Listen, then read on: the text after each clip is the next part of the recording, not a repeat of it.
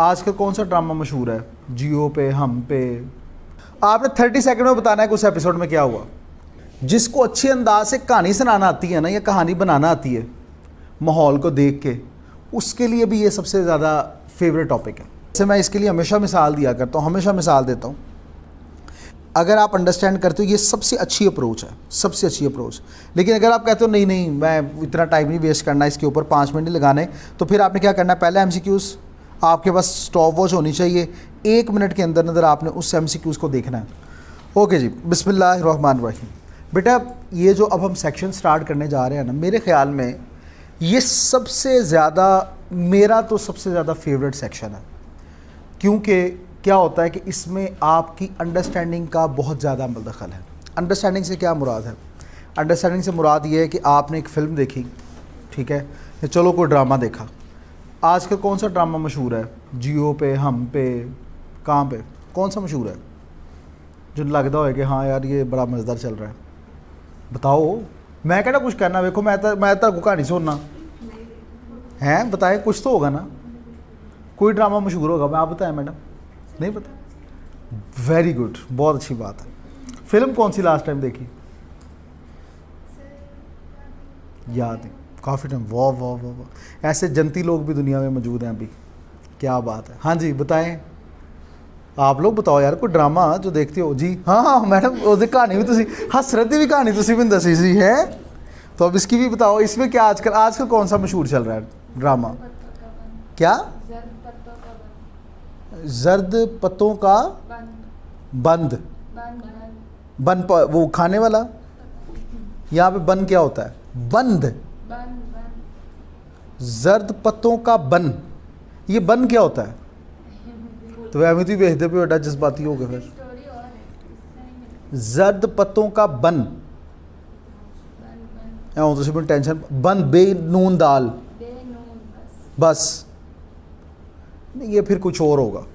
जर्द पत्तों का बन कैसे होता है? अब इसका मतलब आपने ढूंढना है। हाँ मैं वही कह रहा हूँ, मतलब अब आपने मतलब मुझे बताना है। मुझे टेंशन पड़ गई है, ये पता नहीं है बन का मतलब क्या होता है। अच्छा ये जो होता है ना, अब मुझे एक बात बताइए, जो जर्द पत्तों का बन है आपने कल देखा, मुझे 30 सेकंड में बताना है। कल देखा था? सैटरडे को देखा था। आपने 30 सेकंड में बताना है कि उस एपिसोड में क्या हुआ। आपके पास 30 सेकंड है, ठीक है, और मैं टाइम स्टार्ट कर रहा हूँ आपका।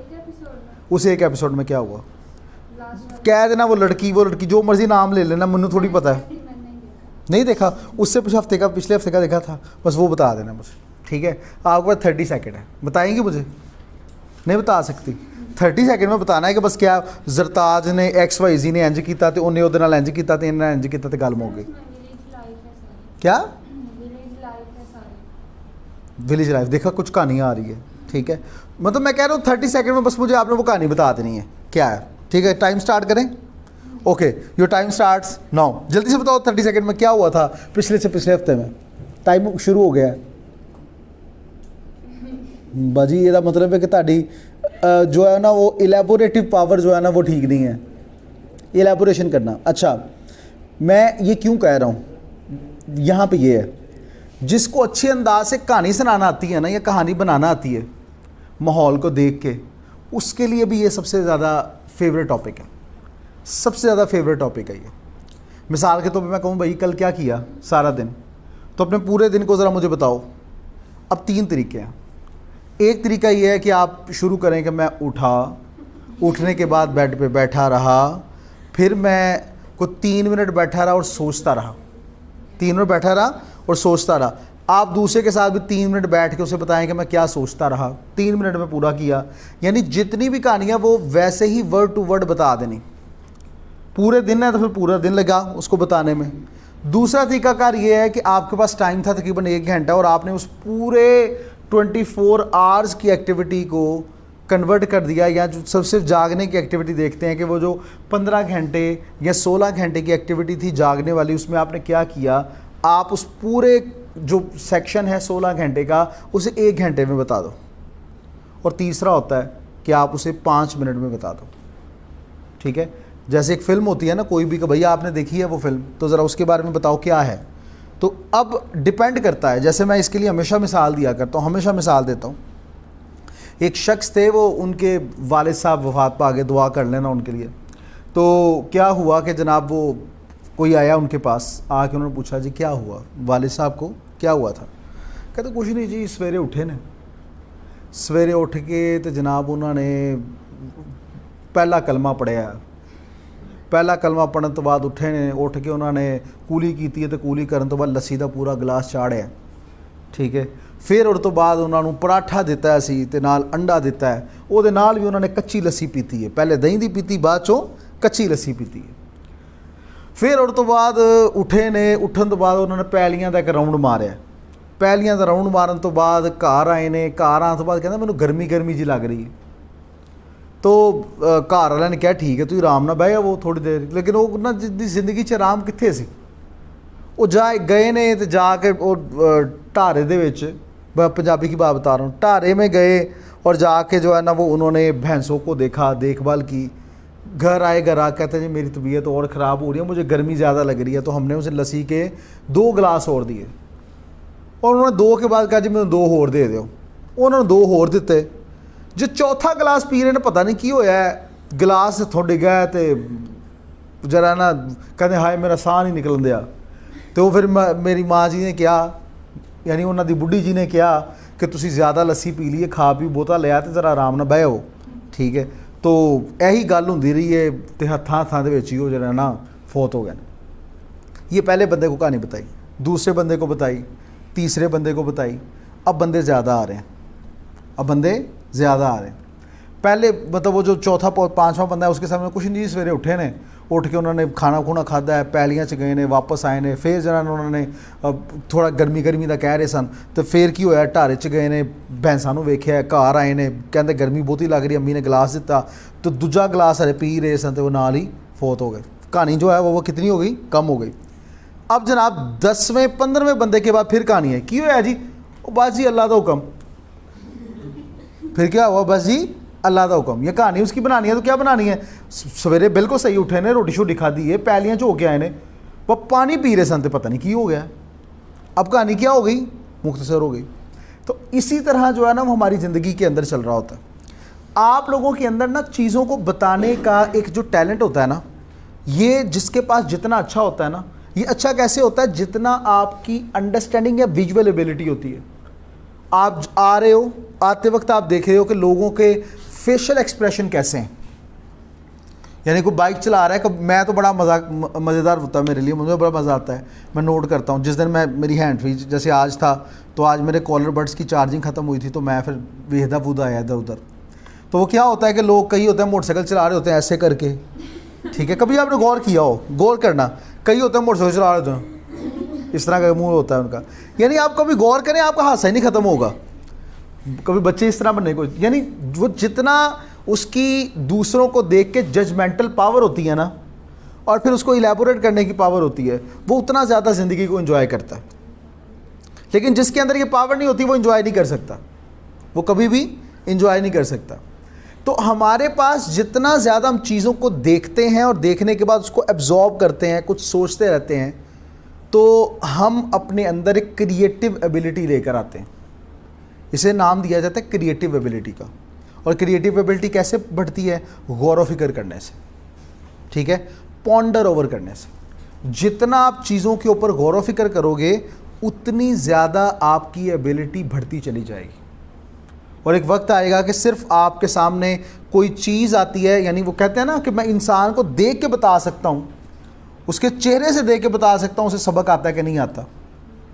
ये क्या होता है कि जब आप चीज़ों को ज़्यादा, आपको एक्सपीरियंस हो चुका होता है, ज़्यादा गौर व फिक्र करते हैं, बिहेवियर स्टडी करते हैं, ठीक है, आपके दूसरों के साथ जो है वो कैसा रिलेशनशिप है उससे पता चल जाता है। आज मेरी सहेली है मेरे ना गल नहीं कर रही जिस तरह पहले करती थी, तो इसका मतलब ये है कि ਇਹਦਾ कोई ना कोई, या तो ये उदास है या तो मेरे नाल ਇਹਦੀ कोई ना कोई लड़ाई हुई है, यानी कोई किसी बात का उसने मुझसे गुस्सा किया, पता चल जाता है ना। सहेलियों को बात करते करते पता चल जाता है, तो सहेले ਤੁਹਾਨੂੰ भी पता लग जाता होना है, ठीक है। तो मतलब सहेलियाँ होती हैं तो इधर सहेले ही होंगे और क्या होंगे, तो इसलिए मैंने कहा मैं बता दूँ। खैर, तो ये कॉम्प्रीहेंशन क्या होता है, समझना, मैं आपको आसान से अल्फाज में बता दूँ। कॉम्प्रीहेंशन असल में होता है जनाब कि आप क्या अंडरस्टैंडिंग करते हो, ठीक है।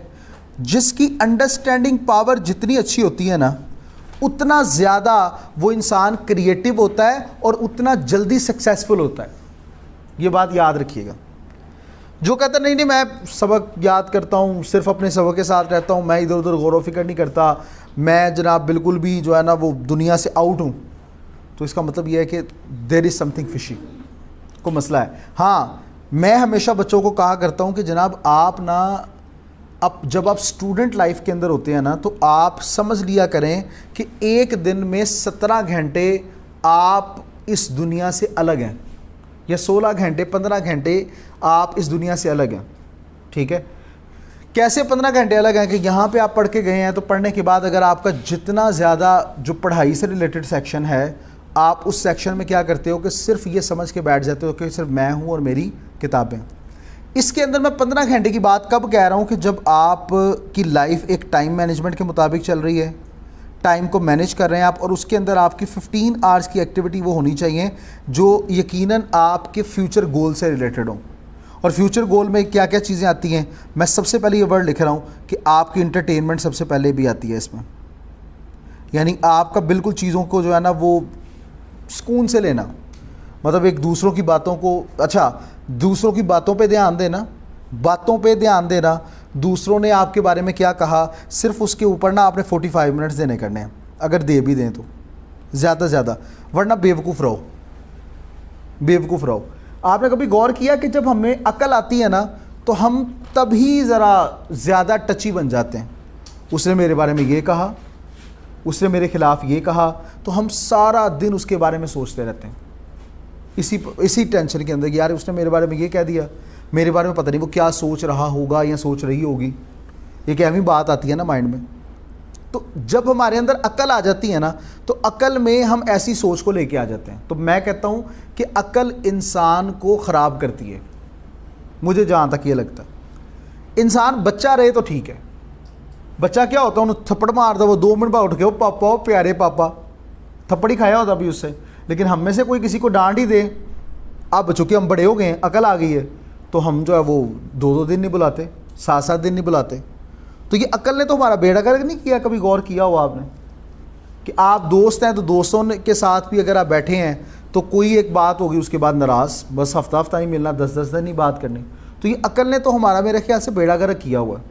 तो बाज़ दफ़ा बेवकूफ़ बनना पड़ता है। तो मैं कहता हूँ एक दिन में ना आप 15 घंटे बेवकूफ़ रहें, ठीक है। कोई जो मर्ज़ी कहता रहे, भाड़ में जाए, बच्चे रहो, बच्चे रहें। तो जब आप अपनी ज़िंदगी के 15 घंटे बेवकूफ़ बन के गुजारेंगे, मतलब सोच के बगैर, ये कि भाई वो मेरे बारे में क्या कह रहा है, वो क्या है, उसने मुझे ये कह दिया, ये सोचे रखने के बगैर गुजारें, तो आप बड़े ही पुरसुकून ज़िंदगी गुजारेंगे, इत्मीनान वाली ज़िंदगी गुजारेंगे। हाँ, अकल के बाद एक लेवल आता है जिसे अक्ल सलीम कहते हैं। क्या कहते हैं? अक्ल सलीम। अक्ल सलीम क्या होती है? जिस बात को सोचना है सिर्फ उसी को सोचना है, जिसको सोचने से कुछ नहीं होता उसके बारे में नहीं सोचना। जैसे लाइट है, लाइट ने तो डेली जाना ही जाना है, 2-3 घंटे में मिसाल दे रहा हूँ, तो मैं डेली उसके ऊपर सोचता रहूँ कि यार क्या मुसीबत है, ये बापडा वाले है ही ऐसे, ये हैं ही ऐसे, मैं एडजस्ट करता हूँ, मैं उस टाइम में एडजस्ट करता हूँ, ठीक है। हमसाए ने हमसाया जो कोई क्या है, वो ना है ही बच्चे बड़े बदतमीज़ ने, या मेरे चाचू के बच्चे ही बड़े बदतमीज़ ने, फ़र्ज़ कर लो। तो भाई ये डेली बेसिस पे फेस करना पड़ रहा है, ये चीज़ें डेली हैं, एडजस्ट कर लो, जैसे बच्चे एडजस्ट कर रहे होते हैं, ठीक है। 15 घंटे आपने ऐसे गुजारने हैं जैसे बच्चे एडजस्ट कर रहे हैं। और 45 मिनट फैमिली टाइम रखें, 45 मिनट टू 50 मिनट्स, उन्नी देर भी तुहानू बर्दाश्त कर लेना बड़ी गल है, ठीक है। तो उन्नी देर तुम बस घर वाले वास्ते रख दो वो, और उस टाइम के अंदर जितने भी गिले शिकवे जो हैं उनको रख दो, और बाद में फिर आप जब 45 में पूरे हो जाएं, उस दिमाग की खिड़की को बंद कर दो और बेवकूफ़ दोबारा बन जाओ, ठीक है। और अकल सलीम कब आएगी? जो बड़े हो गए, हाले नहीं आनी ताड़े च, क्योंकि अभी हम जवान हैं, हमारे अंदर वो एबिलिटी है कि हमें गुस्सा ज़्यादा जल्दी आता है, हम इमोशनल ज़्यादा जल्दी होते हैं। तो वो जो इमोशनल लेवल है वो 45 मिनट तक रहने दो, बाकी 15 घंटे बेवकूफ़ी रहो। जो बड़े हो जाओगे, अकल सलीम आ जाएगी, फिर मज़ा आ जाएगा, ठीक है। तो इससे क्या होगा कि आपका जो कॉम्प्रीहेंशन का सेक्शन है, अंडरस्टैंडिंग का, दुनिया को अंडरस्टैंड करने का, अपने सब्जेक्ट को अंडरस्टैंड करने का, आपका इर्द गिर्द के माहौल को अंडरस्टैंड करने का, ये बहुत ज़्यादा वाइड हो जाएगा, एक बात आपको बताऊं, ऐसा मैं कहूँगा कि डेली बेसिस पे इसको ना पढ़ के आया करो। ये जो बात मैं आपको बताने लगा हूँ वो बात ये है कि गैर ज़रूरी बातों को भूल जाने से हाफजा तेज़ होता है। गैर ज़रूरी बातों को भूल जाने से हाफजा तेज़ होता है। और देखो ना तारे चो 90% बच्चों ने लिखा नहीं, क्योंकि उन्होंने यह गल भी गैर ज़रूरी लगी है। जालमो हैं, मतलब इंसान के अंदर ना चीज़ों को पिकअप करने की भी एक एबिलिटी होनी चाहिए कि किसे पिक करना है, किसे नहीं करना। जिसे पिक करना है उसे अपने पास लिख लो, क्योंकि वो फिर अमर हो जाएगा। फिर वो क्या होगा? अमर हो जाएगा, कभी ख़त्म नहीं होगा। ये बात हमेशा याद रखें। तो हमेशा गैर ज़रूरी बातों को भूलने की आदत अपनाएं। जब आप गैर ज़रूरी बातों को भूलते हो तो ज़रूरी बातें जो होती हैं ना, आप उन ज़रूरी बातों को समझने लगते हो, ज़रूरी बातों को समझने लगते हो। तो यही तो कॉम्प्रीहेंशन है। आपकी ज़िंदगी समझे, पूरी एक ज़िंदगी का रुख ही चेंज हो जाता है जब आप गैर ज़रूरी बातों को छोड़ते जाते हो, क्योंकि फिर आपके माइंड को आदत हो जाती है सिर्फ उस चीज़ को एक्सेप्ट करने की, उस चीज़ को जो कि ज़रूरी होती है। वो गैर ज़रूरी बातों को एक्सेप्ट ही नहीं करेगा। तो उससे क्या होगा? आपका हाफजा तेज़ होगा। तो कॉम्प्रीहेंशन क्या है कि ज़रूरी बातें समझ लो, गैर ज़रूरी बातों को निकाल दो। बस इसके दरमियान में कोई भी आपके सामने कोई बात करता है आपके खिलाफ या वट कोई भी बात करता है, आप सोचो ये ज़रूरी है कि गैर ज़रूरी है। अगर गैर ज़रूरी है तो दफ़ा मारो, बोलन दो, वो तो है ही इंज दी या इंज दा। कोई भी बातें करते हो एवं है, फुफी का आ रहा है वे एवं, ठीक है, वो तो एवं बस नाम ही पड़ा हुआ है। फुफियाँ तो अच्छी होंगी, अल्लाह माफ़ करे, कि मेरी वीडियो ना वेल है फुफी मेरी, इसलिए मैं कह रहा हूँ फुफियाँ बहुत अच्छी होती हैं। तो नहीं, वाकई बहुत अच्छी होती हैं। मैं फुफी सुन रही है तुम? हाँ। तो बाद में ये कर रहा था कि ठीक है, आपने वो देखना है कि किसकी बात को आपने अपने दिमाग में जगह देनी है। देखें, उसकी बात को दिमाग में जगह दी जाती है जो इम्पॉर्टेंट होता है, जो लाइफ में बहुत इंपॉर्टेंट होता है। जो इम्पॉर्टेंट ही नहीं है, फिर उसकी बातों को भी क्यों जगह देनी? आपकी ज़िंदगी में सबसे इंपॉर्टेंट चीज़ आपका टाइम है। अगर आपने वो टाइम गैर ज़रूरी बंदों को दे दिया, बेकार बंदों को दे दिया, तो आपसे बड़ा बेकार कोई नहीं है। आपसे बड़ा बेकार इंसान कोई नहीं है अगर आप गैर ज़रूरी बंदों को अपने दिमाग में जगह देते हो। जैसे मिसाल के तौर पर एमी में बस छोटी सी बात करूँ, कोई यहाँ से बच्चा जाने का, किसी ने एमी को बोल दिया वर्ड, कोई भी वर्ड बोल दिया, तानू लगा नहीं जी ताड़े बारे बोले, तो ये पूरा दिन साड़ते रहना माइंड में। क्यों? वो मेरी एक स्टूडेंट है पीपी के अंदर, वो आई, उन्होंने बड़ा ज़बरदस्त जो है ना प्रेजेंटेशन तैयार की। किसी ने जो है ना पीछे से बोला ये तो डर रही है, पीछे से क्या बोला, ये तो डर रही है। वो इतना ज़्यादा घबराई कि उसकी प्रेजेंटेशन उसे भूल गई। उसे प्रेजेंटेशन ही दी कि सर मैं अगली क्लास में दे दूँ प्लीज़। वो बकायदा उसकी टांगें काँप रही थी, हाथ काँप रहे थे उसको, सर ये पता नहीं क्या हो रहा है। तो ये क्यों होता है? जब आप गैर ज़रूरी बंदों को यहाँ पे जगह देना शुरू करते हो। जो बातें गैर ज़रूरी हैं छोड़ दो उसे, सिंपल सी बात है। तो उससे क्या होगा? हाफजा तेज़ होगा। तो उससे आपकी ये कॉम्प्रीहेंशन का जो एक एबिलिटी होगी ना, वो बड़ी शानदार हो जाएगी। आपका दिमाग वास्ट हो जाएगा, क्योंकि अब वो एक्सेप्टर है उन चीज़ों का जो ज़रूरी हैं। गैर ज़रूरी चीज़ों को तो जगह ही नहीं देते, ठीक है। तो ये चीज़ बहुत ज़्यादा ज़रूरी है। कॉम्प्रीहेंशन इसलिए मैंने बोला फेवरेट है कि ये मुझे ज़िंदगी का एक सबक सिखा देता है। ये मुझे बताता है कि मैंने अपनी ज़िंदगी को कैसे गुजारना।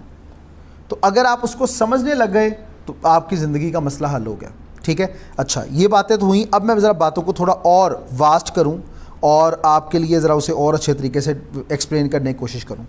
मैं ज़रा इससे पहले अरेज कर देता हूँ और फिर मैं आपको समझाता हूँ। कॉम्प्रीहेंशन में एक बात तो आप याद रखें, अब बिल्कुल भी कॉम्प्रीहेंशन में ज़रूरत नहीं है कि हमें A to Z सारी चीज़ों को सीखना पड़ेगा। यानी समझें, ये एक एक लेक्चर है जो मैंने आपको समझाना है, बाकी आपका है आपने कैसा समझा और फिर उसके बाद उसको कैसे सॉल्व किया। एक तो चीज़ जो होती है, अब कैसे पेपर आता है, मैं आपके सामने ज़रा उस पेपर को डिस्कस कर दूँ। कॉम्प्रीहेंशन के बारे में याद रखें कि ये जो सेक्शन है ना, ये 2 पोर्शंस पे डिवाइड है। क्यों नहीं चल रहा है जी? तो जो कॉम्प्रीहेंशन का पोर्शन है जी, अब आ गया। ये 2 सेक्शंस है, ठीक है। और ये दोनों सेक्शंस जो होते हैं ये 30 मार्क्स है। यानी अगर मैं ये बात करूं तो हमने 30 मार्क्स का कल सेक्शन कंप्लीट कर लिया। जो कौन सा था? Paragraph writing and affinity and fishbone, clear हो गया। 20 मार्क्स वोकैबुलरी हम कर रहे हैं और उसके बारे में मैंने आपको बताया भी था कि 20 टेस्ट उसके अपलोड हैं, उनको आप बार बार करें, ठीक है। और करने के बाद उसको 100% आप ठीक करें, बाकी वाले टेस्ट भी मैं साथ साथ उसको अपलोड करता रहता हूँ, वो देता रहा। बल्कि मैंने, मुझे याद करवाइएगा, ग्रुप में कोई मैसेज कर ले, हर ग्रुप में, गर्ल्स के ग्रुप में कोई एक कर दे तो मैं वोकैबुलरी का की प्लेलिस्ट आपके साथ शेयर कर दूंगा। उसको आपने डेली 15-15 MCQ की सिर्फ 1 से 2 एक्सरसाइज करते रहें। और कितना टाइम लगेगा? 2-2 मिनट या 2.5 मिनट, इससे ज़्यादा टाइम नहीं लगेगा। जो वर्ड नहीं आता उसको अपने पास लिख लो, जो आता है वो ज़बरदस्त है। और फिर अपने आप को जज करते रहो, मैं कितने मार्क्स ले रहा हूँ या ले रही हूँ, ठीक है। इस तरह क्या होगा कि आपकी एबिलिटी बढ़ती चली जाएगी वोकैबुलरी का। और वोकैबुलरी का पोर्शन 20 नंबर का है, यानी इन अदर वर्ड्स अगर बात की जाए तो हमने 50 नंबर की तैयारी तो हमारी जो वोकैबुलरी है वो 70% हो गई है, या समझो 60% हो गई है, और जो बाकी सेक्शन है 30 मार्क्स का वो तो हो ही गया। तो टोटल 50 मार्क्स वो हैं, और ये 30 मार्क्स अगर हो जाएंगे तो कितने नंबर का पेपर हो जाएगा? 80 मार्क्स का। और आना कितने का है? 100 मार्क्स का, यानी 20 नंबर ऊपर रह जाएंगे। कितने रह जाएंगे? 20 रह जाएंगे। तो ये कॉम्प्रीहेंशन में 2 सेक्शन है। पहला सेक्शन है कॉम्प्रीहेंशन का, ये कॉम्प्रीहेंशन का सेक्शन सबसे पहला है।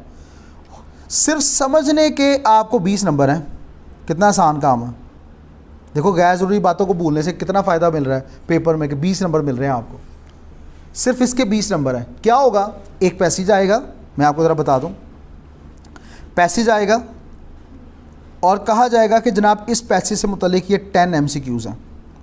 टोटल 1 से लेके 10 तक MCQs होंगे, हर एक के 2 नंबर होंगे, और 20 मार्क्स जो होंगे वो आपके किसके होंगे? इसके, इस कॉम्प्रीहेंशन MCQs के, ठीक है।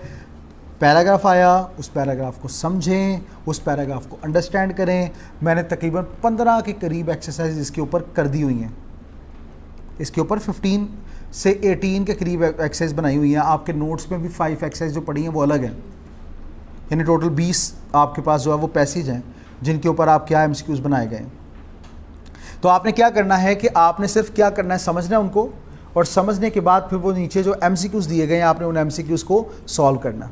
और इसका बेहतरीन तरीकाकार क्या होता है, मैं हमेशा जो कहता हूँ, पहला MCQs पढ़ें, पहला MCQs पढ़ें। एक तरीका है जिसे हम कहते हैं पेंडू तरीका, देसी तरीका। वो तरीकाकार क्या होता है कि आपने पहला MCQs पढ़ना और ऊपर पैसेज में देखना है इससे मुताल्लिक क्या बात हुई है। ये देसी तरीका है, ठीक है। दूसरा तरीकाकार क्या होता है जिसको मैं हमेशा कहता हूँ कि ये ज़्यादा अच्छा है, वो ये वाला कि आपने पहले पूरा पैसेज पढ़ना है, पूरा पैसेज पढ़ लेना है, और उसके अंदर जो जो बात आपको थोड़ी भी इंपॉर्टेंट लगती है उसको अंडरलाइन कर लें। जो बात भी आपको थोड़ी सी इंपॉर्टेंट भी लगती है आपने क्या करना है, उसे अंडरलाइन कर लेना। और अंडरलाइन करने के बाद अब MCQs की तरफ आओ। अब सवाल ये पैदा होता है, सर वहाँ पे तो अंडरलाइन नहीं हो सकता, वहाँ पे तो अंडरलाइन नहीं किया जा सकता, क्या करें? तो जनाब आप क्या करें, सिर्फ 2 दफ़ा पैसेज को पढ़ ही लें, आपको पता चल जाएगा कि बात क्या कही जा रही है। 2 दफ़ा सिर्फ पढ़ लें, यानी थोड़ा सा अंडरस्टैंडिंग लें। फिर पहला MCQs देखें और देखें उससे मुताल्लिक ऊपर बात जो हुई है उस लाइन को पढ़ लें। इस सेक्शन को, जो 20 नंबर का सेक्शन है MCQs का, इससे आपने ज़्यादा से ज़्यादा जो टाइम देना वो 20 मिनट्स ही हैं। और 20 मिनट्स को आपने डिवाइड कुछ इस तरह से करना है कि पहले 5 मिनट्स आप अंडरस्टैंडिंग पे लगाएं पैराग्राफ को। अगर आप अंडरस्टैंड करते हो, ये सबसे अच्छी अप्रोच है, सबसे अच्छी अप्रोच। लेकिन अगर आप कहते हो नहीं नहीं मैं इतना टाइम नहीं वेस्ट करना, इसके ऊपर 5 मिनट नहीं लगाने, तो फिर आपने क्या करना है, पहले MCQs आपके पास स्टॉप वॉच होनी चाहिए, 1 मिनट के अंदर आपने उस MCQs को देखना है। अगर उसका आंसर मिल गया ठीक है, नहीं मिला छोड़ दो, दूसरे पे आ जाओ। दूसरा, तीसरा, चौथा, 7वें का MCQs नहीं मिल रहा, 1 मिनट पूरा हो गया, छोड़ दो, दूसरे पे आ जाओ। अब जब आप एंड कर चुके होंगे, जब टिक लगा चुके होंगे, फिर उसके बाद आपने देखना कितने MCQs बचे। मिसाल के तौर पे 5 बचे, 5 बचे, उनके ऊपर फिर 1-1 मिनट लगाओ। फिर क्या करो, 1-1 मिनट लगाओ। जो आपको समझ आ गया होगा ना, वो आपने ज़्यादा से ज़्यादा 12 to 15 मिनट्स में कर लिया होगा, या ज़्यादा से ज़्यादा चलो 17 मिनट में कर लिया होगा। अगर इसको 20 मिनट है तो आपके पास फिर भी टाइम होगा, 5 मिनट ऊपर कर सकते हैं इसको, क्योंकि टोटल जो कॉम्प्रीहेंशन का सेक्शन है आपने इसको जो टाइम देना है वो 45 मिनट्स है टोटल कॉम्प्रीहेंशन। और वो जो 10 मार्क्स का सेक्शन है उसको भी, वो भी मैं आपको बता दूंगा कि आपने उसको कैसे करना है। लेकिन अभी बस ये समझ लें कि आप इसको 5 मिनट ऊपर दे सकते हो। जब 5 मिनट इसी ऊपर दे दिए तो अगले वाले पे आपके पास 20 मिनट बचे। फिर कितना टाइम बचा, 20 मिनट, आप उससे ज़्यादा नहीं फिर जा सकते, ठीक है। तो इस चीज़ के साथ आपने इस हिसाब से मैनेजमेंट करनी होती है कि जब भी पैसेज आया उस पैसेज को, पहला तरीकाकार ये है कि पहला MCQs पढ़ें, और देखें ऊपर क्या बात की गई है। ये कैसे होगा? जब अंडरस्टैंडिंग एबिलिटी अच्छी होगी, जब चीज़ों को आप अंडरस्टैंड कर रहे हो और आपको पता है क्या लिखा हुआ है। ठीक है, अभी आपको वो कैसे कुछ चीज़, जब आप पैराग्राफ पढ़ेंगे हो सकता है कुछ पैसेज आपको समझ ही ना आए, यहाँ से गुजरे, इधर से भी नहीं, इधर से गुजरे, समझ ना आए, तो आप क्या करते हो? जब आप चीज़ों को बार बार पढ़ते हो ना, तो वो चीज़ें खुद बता देती हैं कि मैं कहना क्या चाह रही हूँ। ठीक है, वो कैसे होता है? जब आप चीज़ों पे गौर करते हैं, चीज़ों पे गौर करते हैं तो फिर चीज़ें अपने अंदर छुपी हुई जो विजडम है वो आपके माइंड में मुंतकिल करती हैं। वरना तो देखिए ना, आपने कितनी बार कोई टिकटॉक देखा होगा, बड़ी अच्छी नॉलेज देखी होगी, अब आपको याद नहीं होगी। क्यों? क्योंकि आप एक्सेप्टर नहीं हो। तो जब चीज़ों को देखा जाए एक्सेप्ट करने की नीयत से, तो फिर वो हर चीज़ फिर एक्सेप्टेंस की एक पावर आपके अंदर लाना शुरू करती है। हम एक्सेप्टर अच्छे नहीं हैं, तो जब एक्सेप्टर अच्छे हो जाएंगे तो उतना ज़्यादा अच्छा हमसे ये चीज़ें होना शुरू हो जाएंगी। आप में से मुझे पता है कि बहुत से स्टूडेंट अब मुझे कहना शुरू करेंगे, कल ही कह देंगे कि सर वो समझ नहीं आया पैसेज, इंग्लिश में पता नहीं क्या लिखा था, असी तो अंग्रेज़ी पहली बारी पढ़ी। जो कुछ ऐसे होंगे बिल्कुल अच्छा आएगा। तो वो क्या होगा कि आपको फिर भी प्रैक्टिस करनी है। को वर्ड समझ नहीं आया उसको अंडरलाइन करें, सर्च करें उसके बारे में कि इसका मतलब क्या है। और सर्च कैसे करना है? इंग्लिश वर्ड सर्च करना है तो उर्दू उसकी भी ट्रांसलेशन देखनी है। क्या करना है? इंग्लिश टू इंग्लिश देखना है सिर्फ। अगर चाहते हो आपको वोकैबुलरी अच्छी लगे तो उस लैंग्वेज को उसी लैंग्वेज में समझो, ना कि उस लैंग्वेज को किसी और लैंग्वेज में समझो। इंग्लिश को समझना है तो किस में समझना है? इंग्लिश में। अपने आप को समझाएं कि इसका मतलब क्या है। ठीक है, तो ये पहले वाला जो पोर्शन है, उस पोर्शन के अंदर आपने मैक्सिमम जो आपके पास लिमिट होगी वो 25 मिनट्स की होगी। उस सूरत में अगर आपको लगे कि पैसे ज़्यादा मुश्किल आया तो फिर आप क्या करेंगे? 25 मिनट्स में से कवर करेंगे अपने 20 MCQs को और अपने 20 मार्क्स को सिक्योर करने की कोशिश करेंगे। ठीक है, ये पहले वाला पोर्शन होगा। दूसरा जो पोर्शन इसका आता है वो है ये प्रेसी राइटिंग। ये आपको नज़र आ रहा है, मैं इसका इंक चेंज कर लूँ। ये सेक्शन है जी प्रेसी राइटिंग का। कॉम्प्रीहेंशन MCQs है, समझना। प्रेसी राइटिंग जो है वो ये भी अलग सेक्शन है। प्रेसी का मतलब क्या होता है? प्रिसाइज करना। प्रिसाइज का मतलब क्या होता है? मुख्तसर करना।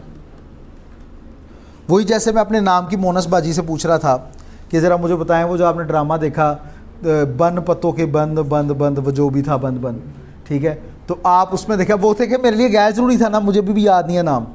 ये चीज़ें होती हैं, आप गैर ज़रूरी चीज़ों को भूल जाओ तो मैं गैर ज़रूरी चीज़ भूला देता हूँ, लेकिन मैंने बन याद है हले भी। तो जर्द पत्तों के बन, यही बोला था ना? हाँ। तो मतलब क्या है कि आपने एक चीज़ को देखा और मुख्तसर बयान कर दिया, दिस इज़ प्रेसी राइटिंग। ये क्या कहलाता है? प्रेसी राइटिंग। तो ये प्रिसाइज से निकला है वर्ड। किससे निकला है? प्रिसाइज। और प्रिसाइज का मतलब क्या होता है? इख्तसार करना, मुख्तसर करना। वैसे तो होता यह है कि अगर आपको 450 वर्ड्स का पैसेज आता है तो आपने क्या करना होता है? According to the rules of grammar, precis writing grammar, उसके अंदर आपने क्या करना होता है कि उसका 1/3 आपने लिखना होता है। ये ग्रामर का रूल है। कितना लिखना होता है? 1/3। अगर 150 वर्ड्स है तो उसका 1/3 कितना होगा? डिवाइडेड बाय 3 कर दो, कितना होगा? 50 होगा। माशाल्लाह, अल्लाह ताड़ी होर मैथ नूं चंगा करे। जालमो QM मैं दसना सल शायद जरा वो मैथ स्टैट ही है ना, मैं दसना होना। माशाल्लाह क्या कैलकुलेटर शो। ओ बाजी 450 वर्ड्स हैं 150 वर्ड को डिवाइडेड बाय 3 जी। 150 डिवाइडेड बाय 3 नहीं, हां तो 50 होते हैं। तो मैंने तो 450 लिखा है तो उसको आप डिवाइडेड बाय 3 ही करोगे। आपने 150 बोला, सही बोला। मैं तो 450 लिखे है, हाथ धुंधी। मैंने आपको बोला 150 है, मैंने बोला सर ने क्या हो गया? ये हैं ही ऐसे सारे। मतलब 450 वर्ड्स लिखे हुए यहाँ पे, इसको करें 1 डिवाइडेड बाय 3 तो कितना आता है? 150। तो आपने लिखना कितना होगा 150 वर्ड्स का? यही है ना भाई ना, कितना लिखना है? 150 वर्ड्स का। तो आपने आई कैप ने आपके साथ बड़ा एहसान किया और उसने आपको बोला छड्डो 150 वर्ड्स। आपने जितना भी बड़ा पैसेज है, चाहे कोई 1000 वर्ड्स का है, आपने उसको सिर्फ 100 वर्ड्स में बता देना। कितने वर्ड्स में? सिर्फ 100 वर्ड्स जनाब, सिर्फ 100 वर्ड्स। उसमें बता दो आपको क्या समझ आई। उसमें बता दें आपको क्या समझ आई। जब आप ड्रामे के बारे में बता रहे होते हो तो आप किसी के डायलॉग हूबहू थोड़ी बता रहे होते हो। आप अपने अल्फाज में कन्वर्ट करते हो ना। जैसे मैं कहता हूँ जनाब कि tomorrow is Saturday so I am not coming, please announce in the class.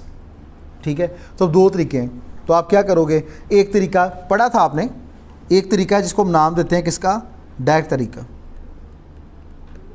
Direct, sir the teacher said I am tomorrow is Saturday so I am not coming in the class, tomorrow is Saturday so I am not coming in the class. ये sir की बात मैंने हूँ बहू वैसे deliver कर दी। और दूसरा क्या है, sir is saying tomorrow is Saturday so he is not coming, so he is not coming. ठीक है, या tomorrow he is not coming, आसान कर दिया। तो उसे दूसरी अप्रोच होती है, उसे अब क्या नाम देते हैं, इनडायरेक्ट अप्रोच। तो समझे वो जो पैसेज आपको आया होता है ना, उसमें आपने इनडायरेक्ट अप्रोच अपनानी है कि जो कहा गया आपने हूँ बहू वही बयान नहीं करना, जो आपको समझ आया आपने वो बयान करना है। और कितने वर्ड्स में करना है, 100 वर्ड्स में बस। और वो वाला सेक्शन होगा 10 मार्क्स का। पहले 20 नंबर का होता सी, आपके लिए आसान कर दिया इन्होंने आई कैब ने। उन्होंने कहा बच्चे क्यों परेशान हो, उन्होंने MCQs जो आसान पोर्शन है वो कितने का कर दिया, 20 मार्क्स का। और जो लिखना है आपने 100 वर्ड्स में वो कितने का कर दिया, कितने का, 10 मार्क्स का। तो इसी तरह 30 मार्क्स ही कवर होते हैं। अच्छा, ये जो कॉम्प्रीहेंशन का सेक्शन था, इस सेक्शन में सिर्फ MCQs हैं, इसलिए मैंने इसके ऊपर आपको फर्दर नहीं बताया। जब प्रेसी राइटिंग का सेक्शन चलेगा उसके अंदर हमें काफ़ी चीज़ें करनी पड़ेंगी। डूज ऑफ प्रेसी क्या होते हैं, डोंट्स ऑफ प्रेसी क्या होते हैं, ठीक है, ये सारे मेथड्स क्या होते हैं, रूल्स वगैरह क्या होते हैं, वो सारे कवर करके फिर उस प्रेसी की तरफ आएंगे। लेकिन अभी जो पोर्शन है वो 20 मार्क्स का, जिसके अंदर आपने क्या करने होंगे, MCQs करने होंगे। आपके पेपर के अंदर, चलो मैं उस पेपर को ज़रा ओपन कर देता हूँ यहाँ पे ताकि आपके लिए आसानी हो। मैं ज़रा उसको ले आता हूँ, 1 मिनट रुकिएगा बस। ये आपकी कॉम्प्रीहेंशन इधर हो गई, हाँ ये है। ज़रा देखें आपके पास ये पहला पैसेज शो हो रहा है, सबके पास आपके पेपर में हो रहा है। चलो छोड़ो उसे, आप ये पैसेज पढ़ें, प्रैक्टिस करते हैं ना अब उसकी। ये पैसेज पढ़ें और पैसेज पढ़ने के बाद मैं आगे एक MCQs करूँगा, फिर आपने बताना है कि उसका आंसर क्या है। चलो देसी तरीके वाला भी काम हो सकता है, कुछ करना चाहें तो ये ले, मैं उसका MCQs भी लिख देता हूँ। अब करें ज़रा, 1 मिनट है आपके पास, करने की कोशिश करें। स्टार्ट में हो सकता है 1 मिनट ना लगे, मैं बता दूँ, हो सकता है आपको समझने में 5-5 मिनट लग जाए, लेकिन जब प्रैक्टिस अच्छी हो जाएगी फिर 1 मिनट भी आपको बहुत ज़्यादा लगेगा। पढ़ें।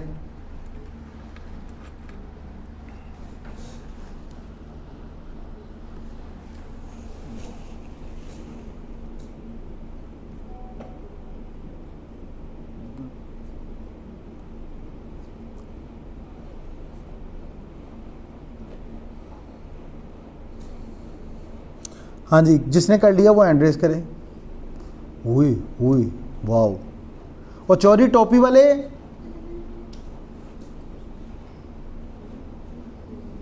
बोल किए यार, किसकी सोचों में ओ, मैं मतलब कैसी सोचों में गुम हूँ, क्या हो गया। अच्छा आपने किया है, अच्छा आप ना बताएं मुझे आंसर क्या होगा वैसे। बिग एंड पावरफुल होगा, पक्की बात है, आपको क्या लगता है। हाँ जी भाई, तुसी बिग पावरफुल नहीं आएगा, उन कट दिए। अच्छा बी ऑप्शन, हाँ बी ऑप्शन क्या है, बिग एंड पावरफुल। अच्छा वेरी गुड। अब एक और आते हैं साथ ही, आइए और चेक करते हैं। वहाँ पे एक ही पैसे पूरा आएगा, ये यहाँ पे मैंने छोटा इसलिए किया कि आपको समझ आए। अब मुश्किल थोड़ा है, लो जी अब ये पढ़ो, और उससे रिलेटेड MCQs आया। अब देखते हैं क्या करते हो आप।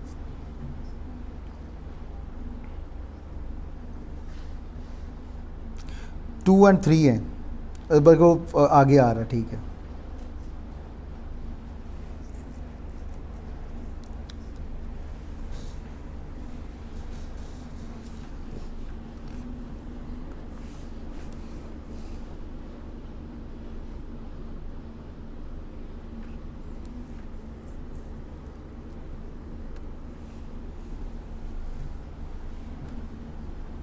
हाँ जी कर लिया।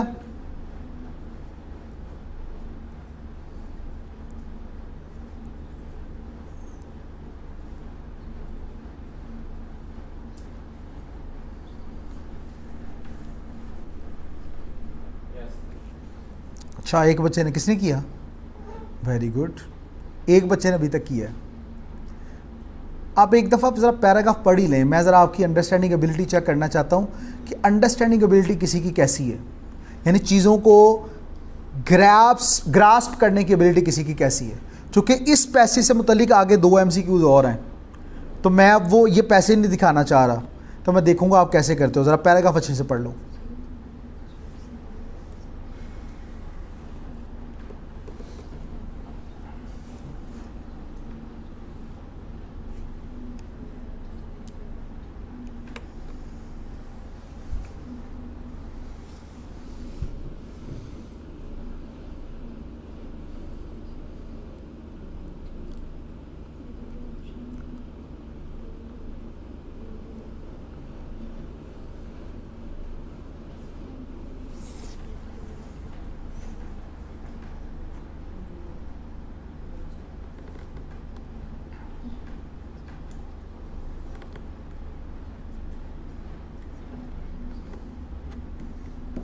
एक मिनट बाद मैं चेंज कर रहा हूँ स्लाइड। आपको सही नज़र आ रहा है? तो इधर आ जाओ आप, तो परेशान होने वाली क्या बात है? या मैं इधर हो जाऊँ, अब नज़र आएगा? हाँ,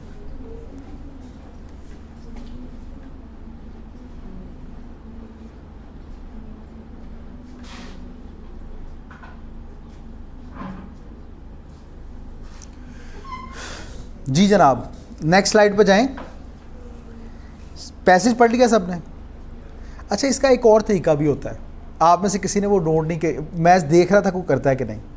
चीज़ों को याद रखने का तरीका ये भी होता है कि आप उसका कोई पॉइंट बना लो, कोई बात इंपॉर्टेंट लगी उसका क्या करो, पॉइंट बना लो।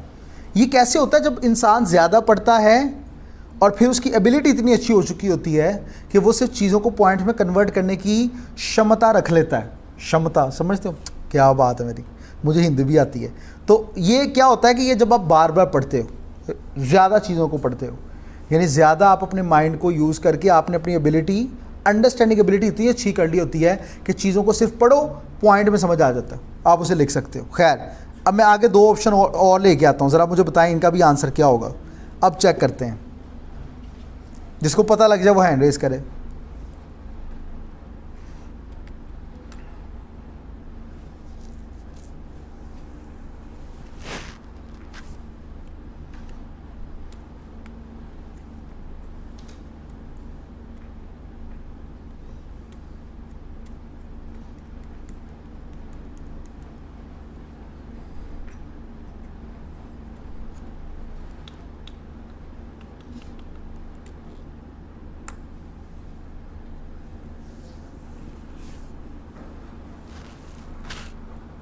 हो गया? एक ही बच्चे ने अभी तक हैंड रेज किया है, 2। अच्छा, ये माइनर का मतलब क्या होगा? तो मैं उनको पूछा से वैसे तो बड़े बोल रहे हैं इनसिग्निफिकेंट हो, इनसिग्निफिकेंट होगा नहीं, माइनर से मुराद तो मेरे ख्याल से डेडली नहीं होगा, डेडली नहीं हो सकता, खतरनाक, छोटा जा होता लेकिन किड्डा खतरनाक होता है ना, तो ये डेडली मेरे ख्याल से ही होगा या इनसिग्निफिकेंट ही होगा, मुझे क्या पता, मैं तो वैसे ही पूछ रहा था। हैं क्यों? तो मैंने वही तो कहा था, मैंने पैराग्राफ नहीं दिखाना। अच्छा, एक चीज़ देखनी है, ये देख लें आप चीज़, आ गया। अच्छा, मैं आंसर नहीं बता रहा, वजह यह है कि मैं आपको थोड़ा तंग करना चाह रहा हूँ। 5 पैसेज हैं जो आपके इधर नोट्स में मौजूद हैं सबके पास। आज के दिन आपने वो 5 पैसेज करने हैं। क्या करने हैं? 5 पैसेज। अभी वो सोचते रहना, मैं चाहना मैं जेन च पा के जाऊँ तो यानी आपको टेंशन डाल के जाऊँ कि इसका क्या आंसर होगा, मैं जान के नहीं बताऊँगा, ठीक है? वो तो एक ने अभी इनसिग्निफिकेंट बता दिया, मैंने वैसे ही पूछा था। खैर, तो अब आपके पास ये 5 पैसेज हैं, आपने इनको देखना है, खुद कवर करना है आज, और फिर आज ही इंशाल्लाह, या बल्कि आज ही सर अहमद आपके पास तकरीबन 15 टेस्ट हैं जो भेजेंगे। कितने टेस्ट हैं? कम कर दूं थोड़े? कम कर दूं? चलो 12 कर देते हैं, 10 कर देते हैं, 10 कर दें। 10 टेस्ट आपके पास भेजेंगे और उनमें से कोई एक टेस्ट आपको मंडे को यहाँ पे आ जाएगा, बल्कि एक नहीं 2 टेस्ट आएंगे। एक नहीं आएगा, कितने आएंगे? 2 टेस्ट आएंगे। फिर जितने 14 या 15 वो भेज देता हूँ सारे, इतने ज़्यादा होंगे तो 2 टेस्ट करने हैं ना आपने, तो 2 टेस्ट आपने करने हैं और हर एक पे ज़्यादा से ज़्यादा मैक्सिमम कितना टाइम आपने देना है? 25 मिनट्स। बाकी ये तो ट्विस्ट ही ना रहने दें, भेजूंगा ही नहीं, सोची पे रहो जी, ताड़े सामने एकदम 2 आन देखें, देखते हैं कैसे करें आप। ये सही नहीं रहेगा, ऐसा करते हैं। बल्कि इसको और थोड़ा सा मज़ेदार करते हैं। मंडे वाले दिन आपके पास टेस्ट जो आपसे रिलेटेड होगा ना, 2 टेस्ट आपके पास आ जाएंगे, ठीक है, और आप उसे घर से करके लेके आओगे, खुद घर से करोगे, और करने के बाद फिर जो है वो आप क्या करेंगे कि मेरे साथ शेयर करेंगे, आप उसे मेरे साथ शेयर करेंगे और आप वो मुझे भेज देंगे सब। क्लियर है ये बात? तो यही वाला आपके पास आ जाएगा, आपको जो 2 टेस्ट होंगे आप उनको कवर करना होगा। क्लियर? इसमें कोई सवाल? क्या होगा? जैसे ये 5 पैसेज है ना, यहाँ पे तो एक पैसेज लिखा है और उससे मतलब एक MCQs है, ऐसा नहीं है। अब एक MCQ पूरा एक पैसेज होगा, नीचे 10 MCQs होंगे, ठीक है, और कभी कभार आई कैप 8 भी दे देता है और उनके 10 नंबर कर लेता है। एक ज़्यादा बड़ा होता है, ज़्यादा ट्रिकी होता है, तो फिर उसको 10 पूरे नहीं करता, 8 कर लेता है। तो 5 पहले थे, अब तो नहीं वो इतना करता, वो इतना सही नहीं है अब जी। QAT में 5, सब तो QAT ख़त्म हो गया ना, अब तो PRC आ गया। तो QAT में हाँ 5 होंगे, क्योंकि उसका सेक्शन ही उतना है कि 20 उन्होंने कवर करना होता है 28-29 मार्क्स का, तो उस हिसाब से वो कवर कर रहे होते हैं। तो ये कहीं PRC में ऐसा नहीं है। तो जनाब ऐसा होगा कि आपके पास टेस्ट आएगा, ठीक है, और आप उसको सॉल्व करोगे और उसको वही घर से खुद बैठ के, ऐसा काम नहीं को करना कि नकल को कर लेता मेरे पर, नकल ना करना, ठीक है, खुद करना, जो कि आपकी एबिलिटी इससे और ज़्यादा मजबूत होगी, अच्छी होगी। फिर उसके बाद हम साथ ही क्या कर देंगे कि इसका सेक्शन कवर करेंगे, जो कि कौन सा होगा अगला, प्रेसी राइटिंग का, वो इससे आगे शुरू करेंगे। लेकिन पहले आपने अपने MCQs को सबसे ज़्यादा शानदार कर लेना है, ठीक है। तो चलें इंशाल्लाह मुलाकात करेंगे। हाँ इनसिग्निफिकेंट ये। तो जनाब इंशाल्लाह मुलाकात होगी आपसे अगली क्लास में। तो अल्लाह हाफिज़।